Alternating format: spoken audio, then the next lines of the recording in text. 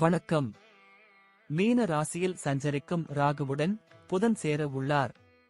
ஒருவருக்கு நுண்ணறிவு, திறமை உள்ளிட்டவற்றை தரக்கூடிய புதன் ராகுவுடன் சேர்வதால் சில ராசியினருக்கு கடுமையான பலன்கள் கிடைக்கும்.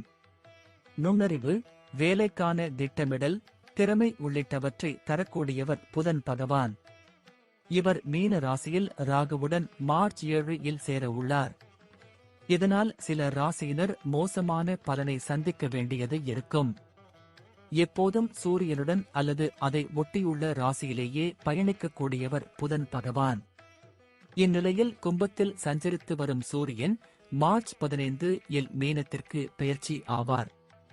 ஆனால் அவருக்கு முன் புதன் மீன ராசிக்கு பெயர்ச்சி ஆகி ராகுவுடன் சேர உள்ளார். மீன ராசியில் சுமார் 15 வருடங்கள் கழித்து இந்த இரண்டு கிரகங்களும் இணைவதால் ஜட யோகம் உண்டாகிறது. இது மனித வாழ்வையும் பூமியையும் பாதிக்கும். இதன் காரணமாக சில ராசிக்காரர்கள் கடுமையான பிரச்சனைகளை சந்திக்க நேரிடும்.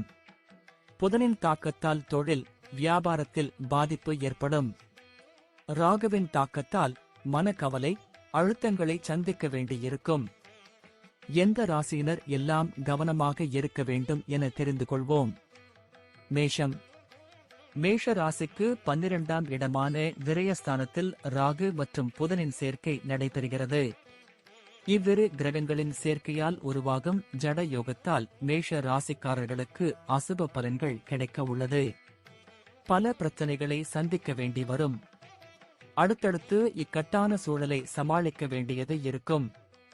உங்களின் தன்னம்பிக்கை குறையும். குடும்பத்தில் குழப்பமான சூழல் இருக்கும். மேலும் நிதி நெருக்கடியை சந்திக்க நேரிடும். துலாம். துலாம் ராசிக்கு 6ஆம் இடமான ருண சதுருஸ்தானம் எனும் நோய் எதிரிஸ்தானத்தில் ராகு, புதனின் சேர்க்கை நடக்கிறது. இதனால் துலாம் ராசியினர் பல சிரமங்களை சந்திக்க வேண்டியது இருக்கும்.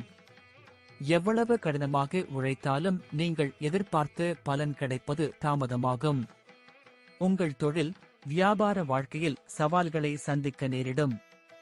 உங்களின் தேவையற்ற செலவுகளால் நிதிநிலை பாதிக்கப்படும். ஆரோக்கியத்தில் கவனம் தேவை. விருச்சிகம். விருச்சிக ராசிக்கு 5ஆம் இடமான பூர்வ புண்ணிய ஸ்தானத்தில் ஜட யோகம் உருவாகிறது. உங்களின் வேலைகளில் மிகவும் கவனமாக செயல்பட வேண்டும். மாணவர்கள் கல்வியில் தடுமாற்றங்களை சந்திக்க நேரிடும். இந்த காலத்தில் நீங்கள் குடும்பத்திலும் பணியிடத்தில் மன அழுத்தத்தை சந்திக்க நேரிடும். சவால்களை சமாளிக்க வேண்டியது இருக்கும்.